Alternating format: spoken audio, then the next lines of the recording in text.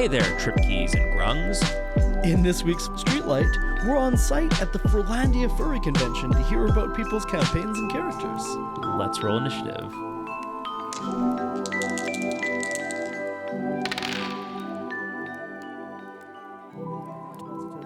Test. I have no idea how to tell if this is working. I'm just going to assume it's fine.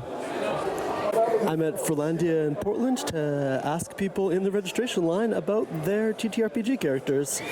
Riley is not here this weekend, so I am doing all the recording myself. I don't know what I'm doing. I hope this comes out audible. My name's Ember. I have a TTRPG character that is two beings. One is a warforged and the other is a gnome that is paraplegic. And they, one was a combat medic and one was a soldier, a siege engineer. And when an angel fell, they lost their link to the divine. And in that moment, they lost everything they had, and then they came together. And when they were raided, she lost her limbs, and then at that point, she needed a mobility aid. And the combat medic, automaton Warforge, was able to build out his chest cavity into a small cockpit for her. And so now they live together as Cooper and Tina, CU and Tin, to come together to be Bronze. And they're kind of like a synergistic, because he's a Warforged, he's not very experienced at social matters, and she has, a living, beating heart, and so she's able to deal with people better. So they work together and kind of synergistically become a new being. This is so incredibly cool. I was so into that. Reference sheet or something. I do not. This is, I was so into that it took me a while to realize that the Koo and Tin. Yeah, it's also a pun. That is a very good pun. Thank you. What kind of arc are they on? Right now, none, because I'm a forever DM. I never play anything. I'm also a forever DM. Well, you're running a podcast asking people about their cool. And this is an incredibly cool character. Thank you so much. Absolutely. Tell me about your character. I'm Briar. I've got a kobold character whose first name was Duck, and Duck was the guard for a group of adventurers, and they successfully passed all their charisma checks and convinced him to help them get out. And they all died along the way, and he made it to the surface. Later on, he met some cool other dragonborns, and it inspired him to become an artificer. He lives in the back of a pottery ceramic forge that is run by a minotaur. And his new name is Doki. What kind of arc is he on? That's his backstory. What's his adventure now? His adventure is intrigue and sleuthing about. A lot of keys to the Golden Vault sort of stuff. Spies, smuggling. Doing crime for change. Yeah. Wait, is that his voice? Yeah, this is Doki's voice. Wow, can you do a little bit more of that? Whoa, Heskin, I think that this is going to probably collapse any moment now, and we should escape. Heskin is one of the other characters in the RP tabletop that Emmett plays too. Thank you so much. You're That welcome. sounds really cool. Tell me about your character. Well, my D&D character, she's a tabaxi, and her name is Sage, and she's a rogue. And basically, the whole point is how do I explain this? Basically, her dad was taken by some kind of gang, and now she's going to don't film me. I'm just Anyway, so she's going to this island where the gang is, and she's eventually going to find this thing. It's cool. Anyway, I don't really know how else to explain. What's the arc, I guess? What is she going to find eventually? She's going to get her revenge on this gang thing. And basically, I don't know. We haven't gotten there yet. Fair enough. Yeah. I hope the story goes well. Yeah. Thank you so much. Thank you. I just don't even know what to say. Yeah, I mean, tell me about your character. So, What is Mutt's favorite what's the food? campaign called again? That's the Celerica campaign. So, in his Celerica campaign, I have this character called Gunnar Mudhunter, or AKA Mud. Sure. He's a giant gnoll, about like 8 foot tall. About 8'1". Yeah, really giant, bulky guy. Loves using his halberd, as well as like any clubs. He's not very intelligent. Only knows a few English word or like common words. Sure. But he speaks Started mostly out not Knoll. knowing common. I gave him as many words to know in common that equals his intelligence score. And every single time he hears a word, he can roll to like, or hears a quote unquote new word to learn it. And if he gets He's like level 4, and he only knows his favorite phrase right now is "die fuckface." Smash fuckface too. Yeah. And his character is actually his adoptive mother, who tried to help raise him. And She does not like that he learned the word fuck. absolutely despises it. His favorite food was spicy eggs, made at the tavern by Molly. Molly Lam. She is a frog folk. And They live in a swamp. oh yeah, and basically they just adventure going through like messing up creatures in the swamp, figure out what's going on with the island, and he is just a blast to play because he's also like probably one of the most nicest people. But His naivete has gotten him in so Oh, yeah. much trouble. Oh, yeah. He tried to make friends with a really cool character who, that very same night, betrayed him. yep, That's awful. I know, thank you. And you're the DM for this campaign. Yes. I guess, what is it like playing with a character who has so few words to say? It's exciting and it's fun and it's new. It's nice to play with someone who has a character that isn't just, I know everything and I'm the edgelord. Is that what a lot of your characters have, that you've GM for been historically? Yes. Really? When I lived in Florida, gosh. everybody's an edgelord and everyone's got to be powerful. And now you're in the PNW. Yes. And people are chiller. People are way more chill, yes. Wonderful. And you play Mud's adoptive mother in the same campaign. Yes. Tell me about your character. Her name is Selena. She's like an oasis wood elf. She's pretty cool. She's like an animal tamer, so she trained animals, and she tamed animals growing up. So it's kind of funny that she adopted a gnoll, who is like a big beast that doesn't know very much words because he's like an animal. What arc is she on? What is her story? Her story is kind of like more retribution, I think, because We can scrunch up more so we can move more people. she feels responsible for a lot of the bad things that happen in the world. So her arc is more like retribution, raising the two gnolls that she adopted and trying to make amends for the things that she's done. and wasn't it through like Mud and his brother being like kidnapped and sent? Her adoptive children think so, yeah. are her retribution arc. Yes. Yeah. Very cool. Thank you all so much. Thank you. You're good. Could you tell me about your character? Yeah. So my character's name is Rowan. They are a 9-year-old sorcerer, level 4 sorcerer, level 1 rogue, who has amnesia. Backstory is she burnt down her village, and in that moment of like sorcerer explosion magic, she lost her memories. Wandered around the woods for a while. Eventually came upon this group of vagabonds, and is trying to find out who he is. So as she develops as a character, her magic is changing. So right now, like when I cast Magic Missile, it looks like a little bit of everybody that I'm with. So like a little bit of light magic from the cleric, a little bit of like rust magic from our artificer, because she's finding herself in this group of people, and that's really fun. And I guess that's the, because I was going to ask, why are you playing a 9-year-old? But this is just tell a story about a character finding themselves. Yeah, essentially. What arc do you think the character will end up on then? What arc do you think this character will end up on? I think ultimately, like, that's like sort of why I'm doing an amnesiac 9-year-old character, is because the finding yourself is like very important to me, and I don't really have a plan for her as far as it goes so far. I'm just kind of like waiting to see what comes up and how she would face that challenge, and like how he would become, like how he would take whatever challenge that he came by and develop develop as a person.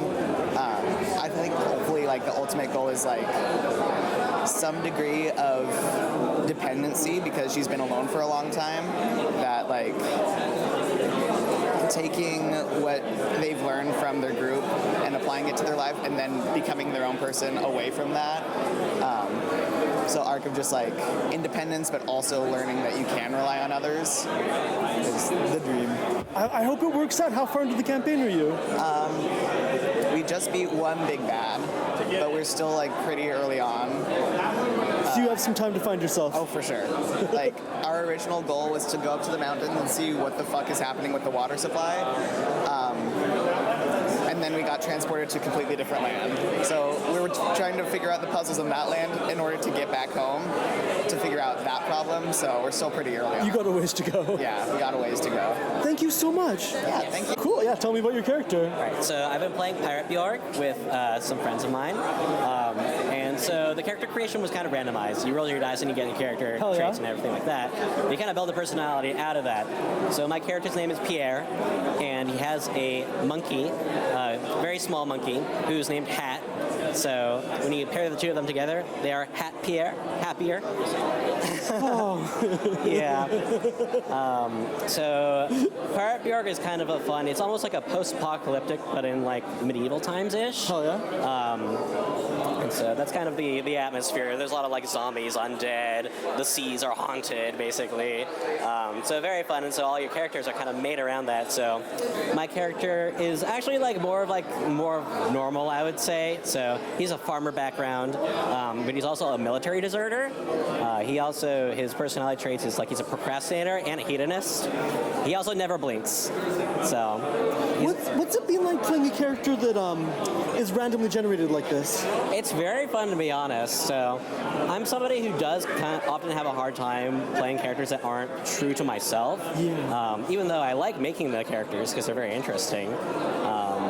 But being able to kind of like pick and choose these kind of like very general character aspects, so like the hedonism, the procrastination, and then being able to like find myself in those character traits and being able to apply it that way has been really fun. That is incredibly cool. What is the name of the system one more time? Pirate Bjorg. Pirate Bjorg. Mm-hmm. We'll link to that in the show notes. Thank you so much. Yeah, thank you.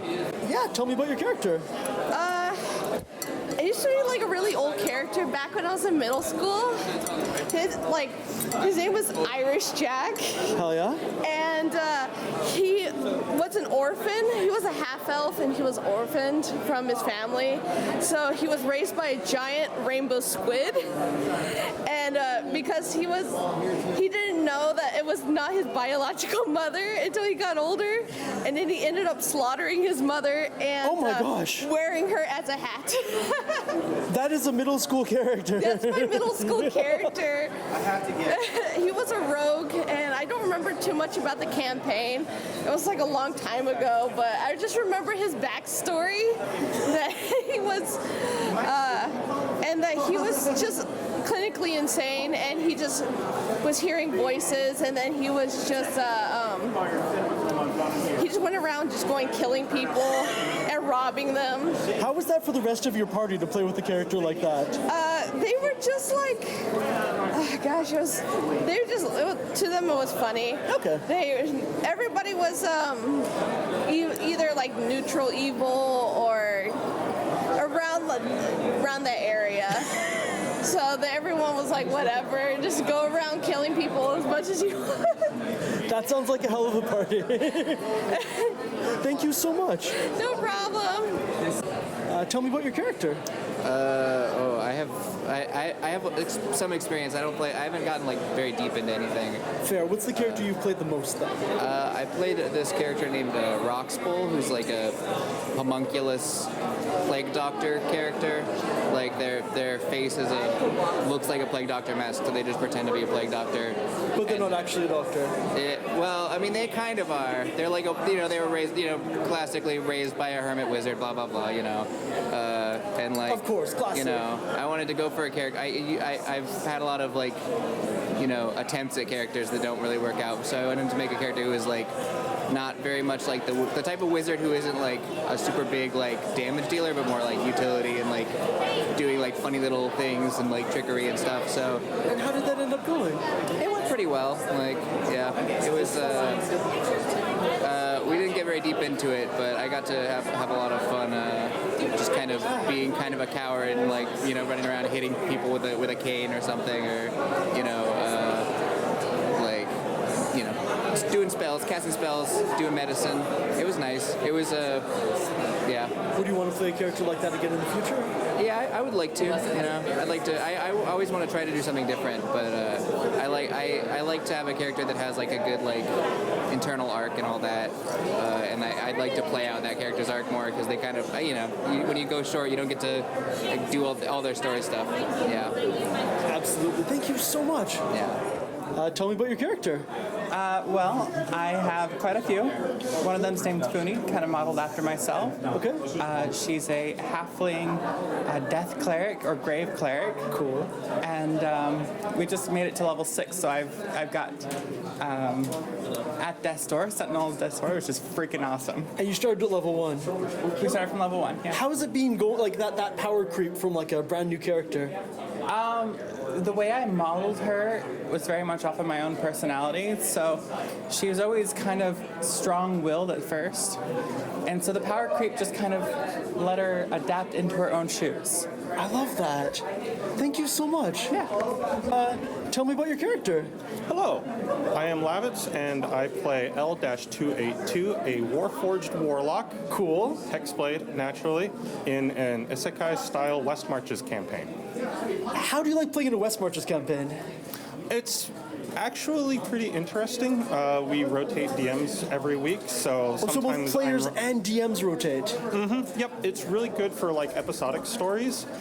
Basically, each time we can wrap up a little like short dungeon delve in 1 or 2 sessions. Hell yeah. Yep, and we basically have our little town that we are building up, and each time we're successful, we get to either add a new store or upgrade something or have our own little businesses that we can work on. What businesses is your Warforged working on right now? My Warforged actually runs the graveyard because as a Hexblade, I mainly deal with like ghosts and stuff. Very cool. Yep. Thank you so much. Yeah, no problem. Would you like to see her? Sure, yeah. Oh, incredible! I'm gonna get your contact information so that we can post this in the show notes so that people can see. Oh, cool! Yeah, no, I can send you. Well, I can send you all the picture, but thank you so much. Yeah, absolutely.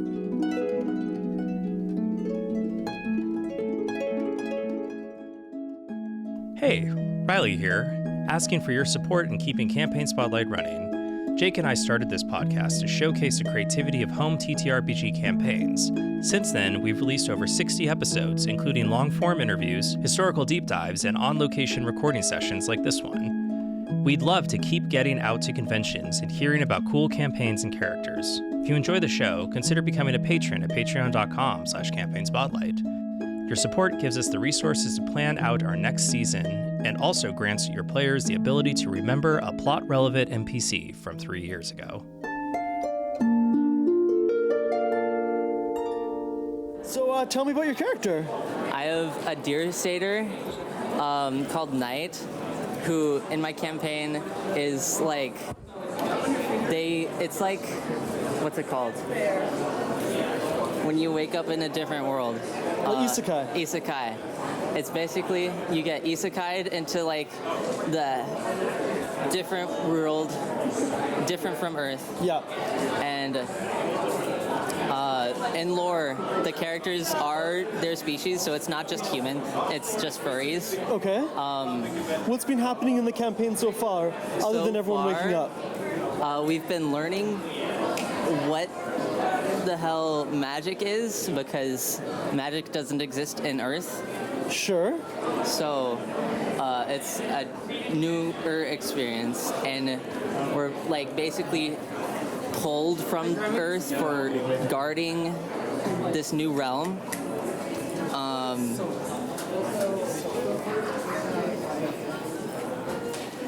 Let me remember my notes, please. Yeah, having the notes is crucial, eh? Yes. I'm a wizard, actually. A blade singer subclass. Because I love melee fighting, but I also love magic. So I want to mix those. And wizard blade singer sounds pretty neat. What arc do you think your character is on? Arc? Like, as a person, yeah. I'm not sure. You know what? Sometimes an arc can just be gaining more power over time. True. I think the arc would just be like the training arc. There we go. Yeah, there we go. Thank you so much. Of course. Tell me about the campaign you're planning. So I guess, do you want me to start? Yeah. All right. So the gist of it is that it takes place inside a hollow megastructure, a hollow planet that we refer to as the Inner Earth. And essentially, the conceit of it is that it's seen billions of years of history. Civilizations have risen from nothing, built great towers into the sky and great machinery, godlike powers, and have fallen and left their ruins for their successors to pick over and start the cycle all over again. Yes. In an endless cycle of rebirth. And basically, the era that the campaign is kind of supposed to take place in, there was this great conqueror named Koshé the Immortal, who essentially figured out how to cheat death. But basically, he did it because inside this hollow planet, there's this big inner sun that essentially lights all of it. What he did was essentially infect that inner source of light. He poisoned and killed the sun. He poisoned and he killed the sun so that his reign could last forever. And so the quest is going to be restoring the sun? Pretty much, yeah. Okay. And the idea that I had for it is kind of have you played Hades at all? I haven't, no. Oh, okay. Well, it's all good. It's a pretty simple concept. Basically, it's kind of supposed to be a roguelike where the players are expected to die at some point and fail along the way. And then reincarnate. To continue their What system are you going to be implementing this in? It's going to be a bespoke system for this game specifically. We were originally we kind of batted around a couple things. We were originally going to do like a modified version of GURPS, which it works for some things, but It works for everything, kind of. It works for everything, kind of, but the kind of is kind of the part that we were taking issue with. At some point, we realized it would just be more efficient to build our own system. Sure. Yeah. So we've been experimenting around with it. We're kind of figuring out because it's a different method of gameplay. Oh, I should probably move the line here. It's a different method of gameplay that kind of needs unique rules for it. So we're experimenting with that still, but it's all built around that setting essentially. Fascinating. I guess, what is your timeline for running this as a campaign? Geez, I think we're wanting to run kind of a test version of this in the this campaign that we're talking about within the next year or so with our friends and with I guess anybody who wants to jump in. Yeah. And eventually, in the future, we do want to publish this as an official setting, like a world book. I was going to ask also about the mechanics, right? Mm-hmm. Because I don't think there's any good systems right now that implement that roguelike TTRPG. Yeah, exactly. That's kind of what I was seeing too. That's why it's you'd have to. Oh, sorry. We inherently got to do some modifications. So why not just make a system from the ground up built around that unique sort of gimmick that we have? Yeah. Incredibly cool. Thank you so much. Thank you very much. Yeah. Tell me about your character. So I was playing a Kenku named Tim, and he was he had been a servant of the Raven Queen. I'm trying to remember. He talked in kind of like almost Kermit the Frog voice, which I don't know that I can do anymore because my voice has dropped a lot. But he was a lot of fun. He was a paladin. Okay.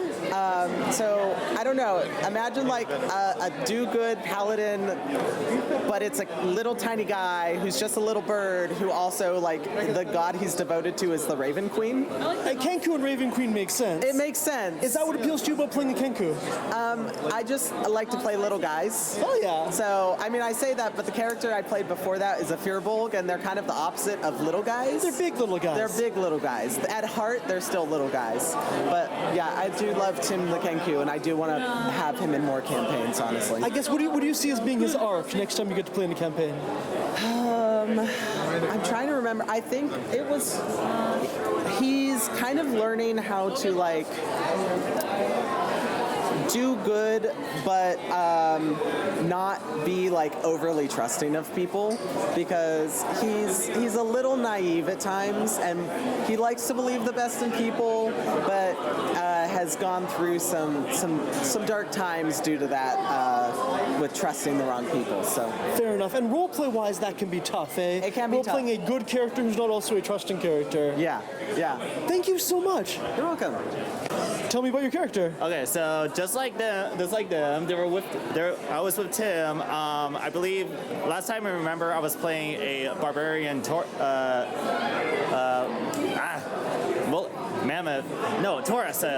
a barbarian Taurus. Like a Minotaur. Minotaur, yes, Minotaur.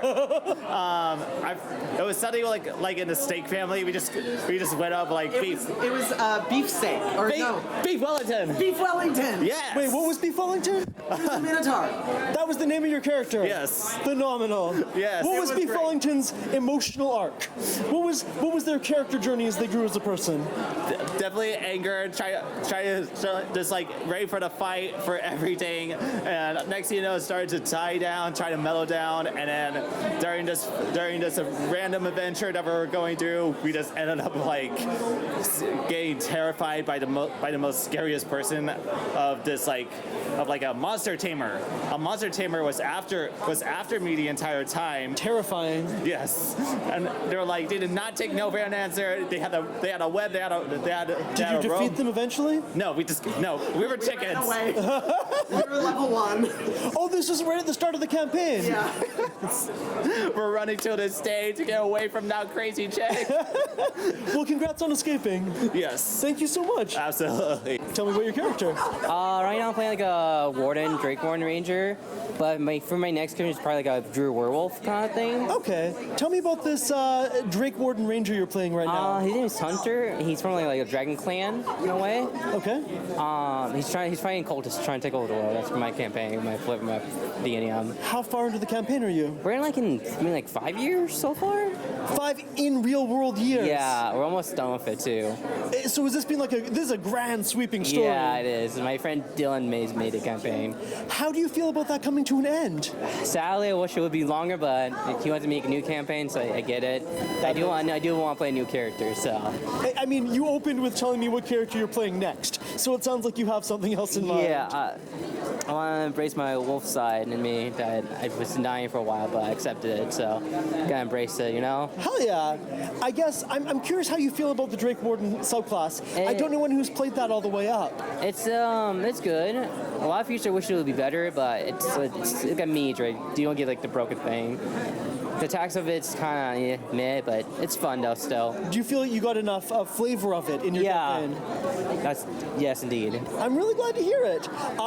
Best of luck with the next campaign. Yeah, thank you so much.